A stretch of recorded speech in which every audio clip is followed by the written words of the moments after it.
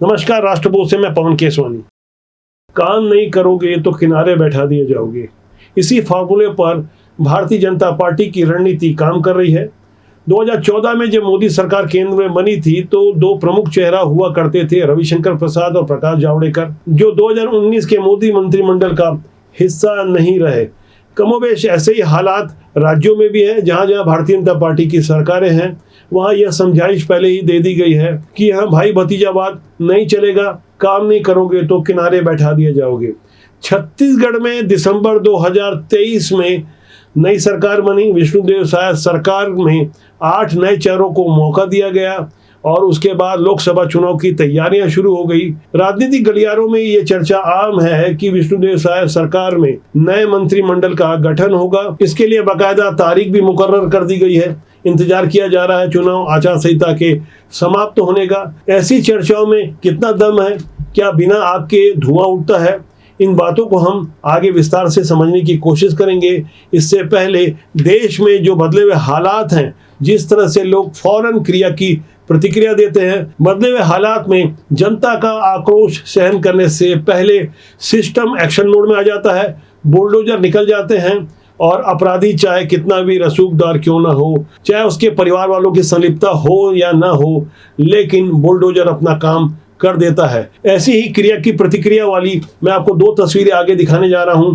पहली तस्वीर है सीधी की। मध्य प्रदेश के सीधी में विजय प्रजापति नामक एक व्यक्ति ने अपने साथियों के साथ मिलकर एक मैजिक ऐप डाउनलोड किया और आदिवासी छात्राओं को महिलाओं की आवाज निकालकर छात्रवृत्ति के लालच में अपने पास बुलाता था और उसके साथ दुष्कर्म किया जाता था। इनके चंगुल में फंसी हुई आदिवासी छात्राओं के मोबाइल से और भी लड़कियों के मोबाइल नंबर ले लिए जाते थे और उनके साथ दुष्कर्म किया जाता था। यह घटना जैसे ही उजागर हुई, बुलडोजर ने अपना एक्शन दिखाया। फिलहाल विजय प्रजापति के घर पर बुलडोजर चल रहा है, बाकियों की तलाश जारी है। ऐसी एक दूसरी तस्वीर छत्तीसगढ़ के भिलाई से सामने आई है। यहाँ भी क्रिया की प्रतिक्रिया हो रही है।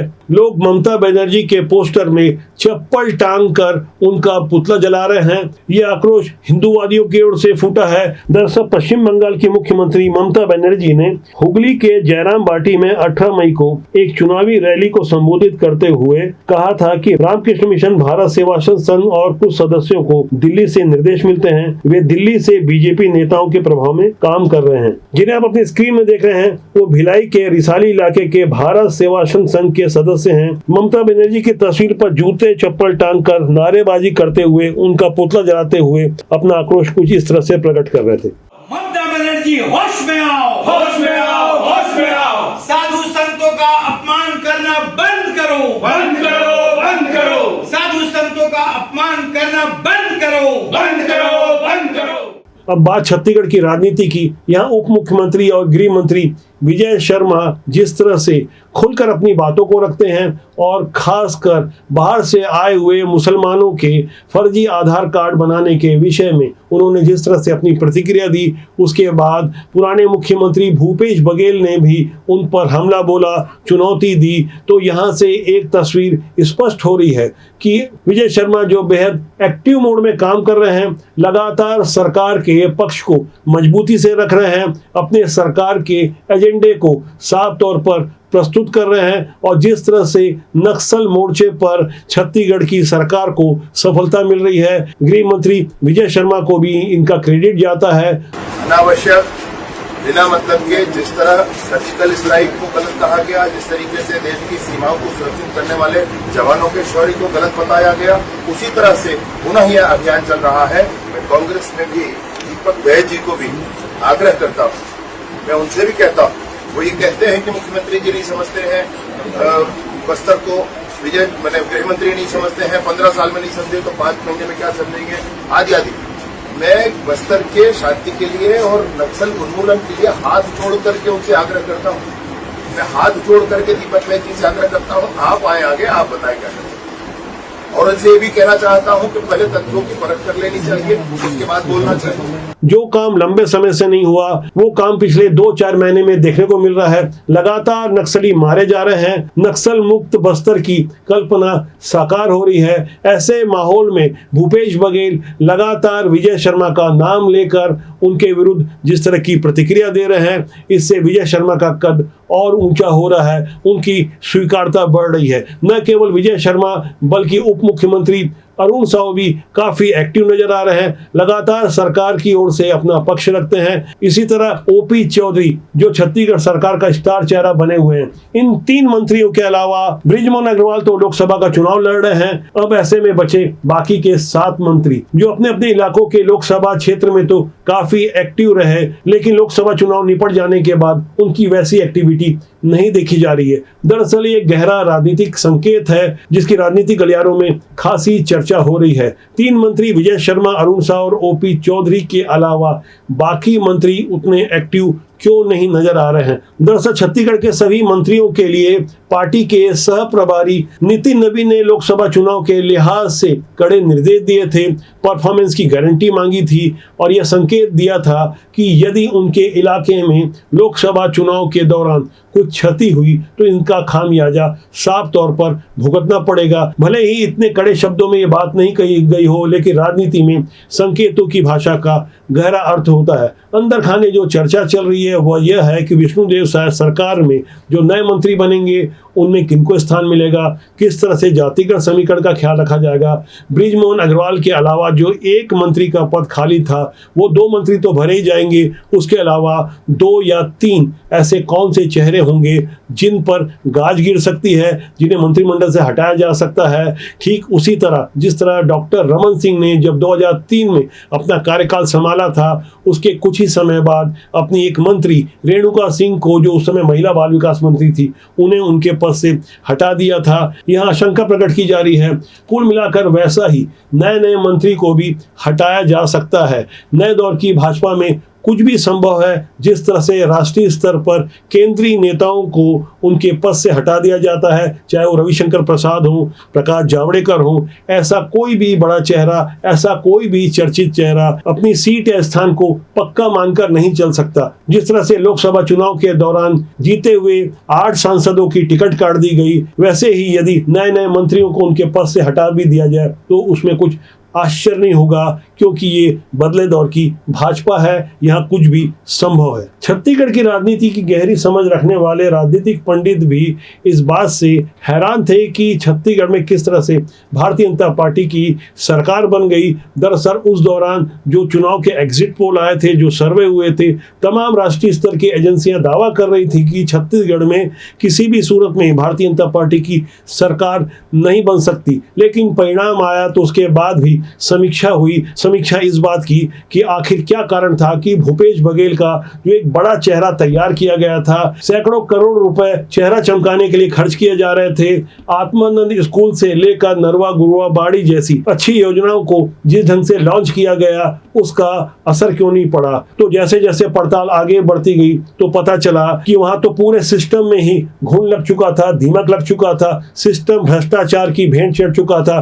जिस तरह से घपले घोटाले हो रहे थे और जिस तरह से एक एक कर फाइलें खुल रही है, और जहां सीधे तौर पर सरकार के प्रमुख पदों में बैठे हुए लोगों का नाम आ रहा है, जिस तरह से बेनामी प्रॉपर्टियां तैयार की गई है उनकी भी सूची तैयार हो रही है, तो ऐसे में स्पष्ट हो गया कि प्लास्टिक के फूल में इत्र डालने से वो ओरिजिनल नहीं हो जाता। भले से कितनों ही फुल पेज का विज्ञापन दे दिया जाए, किसी भी तरह की ब्रांडिंग की जाए, बदले हुए दौर में जनता जागरूक हो चुकी है। क्रिया की प्रतिक्रिया फौरन आती है।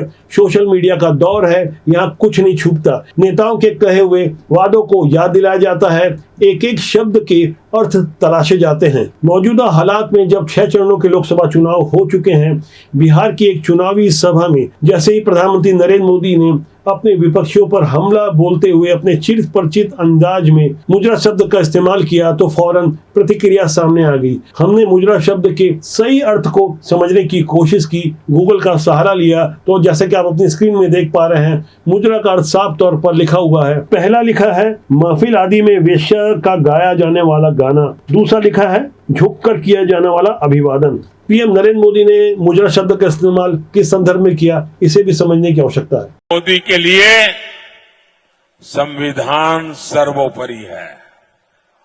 मोदी के लिए बाबा साहब आम्बेडकर की भावना सर्वोपरि है। इंडिया अलायंस को अपने वोट बैंक की गुलामी करनी है तो करें,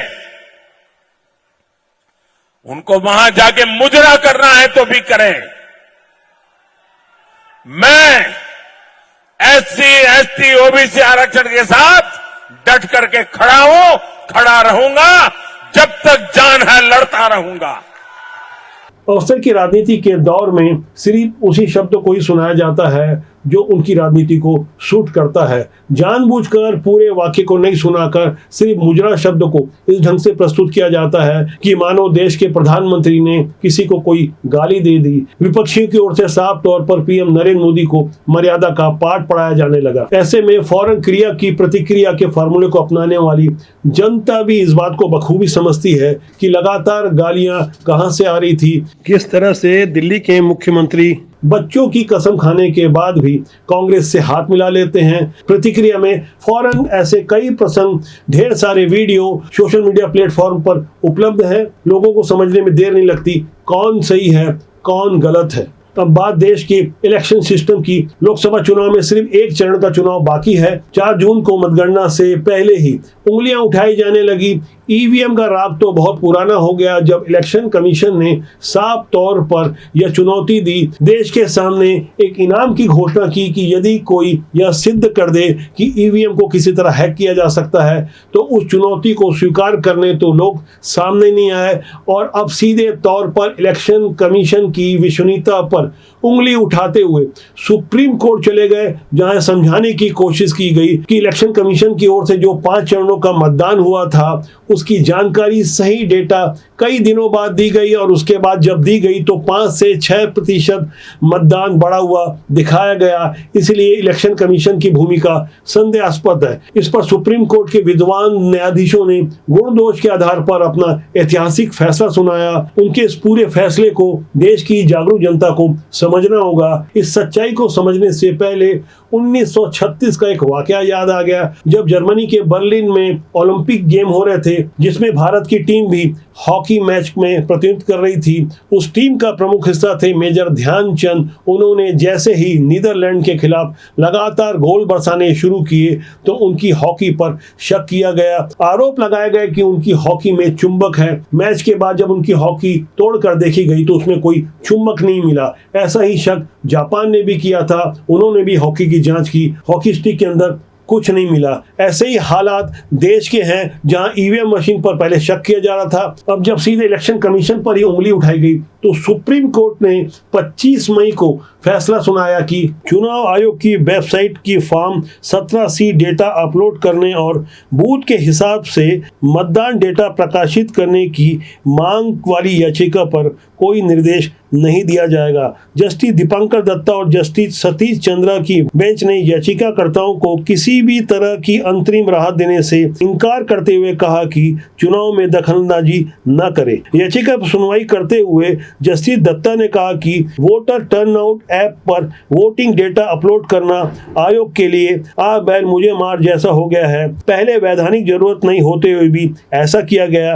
अब जब वोटिंग डेटा 48 घंटे में सार्वजनिक करने की मांग हो रही है तो आयोग हिचकिचा रहा है। जस्टिस दत्ता और जस्टिस सचिन चंद्रा की वैकेशन बेंच ने 24 मई को सुनवाई के दौरान कहा कि लोकसभा चुनाव के 5 फेज की वोटिंग हो चुकी है। बेंच ने कहा कि अब सिर्फ 2 फेज के चुनाव बाकी हैं। ऐसे में डाटा अपलोडिंग करने के लिए मैन पावर जुटाना चुनाव आयोग के लिए मुश्किल होगा। हमने लोकसभा चुनाव की प्रक्रिया में दखल नहीं देने का रवैया अपनाया है। सुप्रीम कोर्ट की ऐसी स्पष्ट प्रतिक्रिया के बाद अब हमें समझना होगा कि आखिर चुनाव आयोग की नीयत पर शक करना क्यों बेमानी है। दरअसल चुनाव के दौरान चुनाव आयोग खुद संसदीय क्षेत्र के हिसाब से मतदाताओं की संख्या जारी करता है। यह सब पब्लिक डोमेन यानी सार्वजनिक रूप से स्पष्ट होता है। फॉर्म 17C के जरिए सभी उम्मीदवारों के पोलिंग एजेंटों के साथ वोटिंग वाले दिन शेयर किए गए वोटिंग डेटा को कोई बदल ही नहीं सकता। सभी 443 लोकसभा सीटों पर खड़े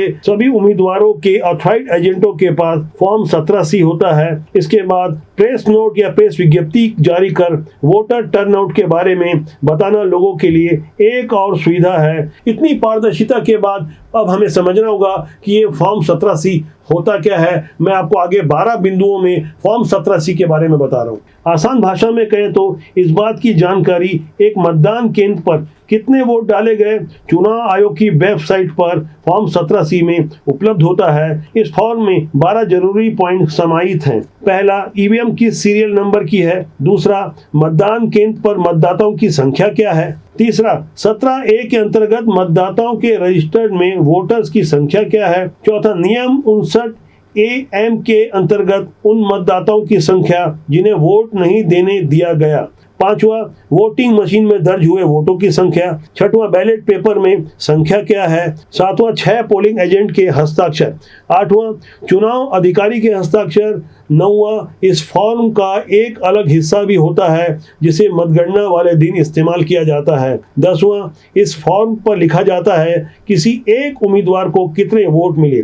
11वां, कंडक्ट ऑफ इलेक्शन रूल 1961 के 49A और 56C के तहत चुनाव अधिकारी को फॉर्म 17C के पार्ट 1 में वोटों की जानकारी भरनी ही होती है। 12वां अंतिम पॉइंट, चुनाव अधिकारी को यह जानकारी मतदान खत्म होने के बाद पोलिंग एजेंट को मुहैया करवाना होता है। यानी कुल मिलाकर किसी भी सूरत में फॉर्म 17C जो हर दल के उम्मीदवार के पास होता है पोलिंग एजेंट के माध्यम से वहां तक पहुंचता है। इसमें किसी तरह की छेड़छाड़ नहीं की जा सकती। ऐसे में यदि इलेक्शन कमीशन की ओर से कुछ समय बाद या देरी से डेटा उपलब्ध कराया जाता है तो वोटों का प्रतिशत इससे घट या बढ़ नहीं सकता। बावजूद इसके हमारे देश में हर किसी को बोलने की आज़ादी है।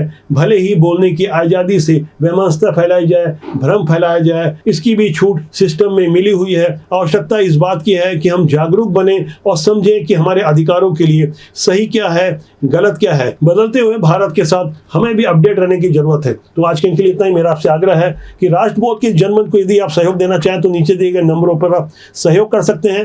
राष्ट्रबोध आपका अपना जनमंच है जिसका सूत्र वाक्य है राष्ट्रहित सर्वोपरि। मेरा आपसे एक और आग्रह है कि आप चैनल को देखें, लाइक करें, शेयर करें और सब्सक्राइब करना ना भूलें, जिससे आपका और हमारा साथ ज्यादा मजबूती से लंबे समय तक बना रहे। नमस्कार।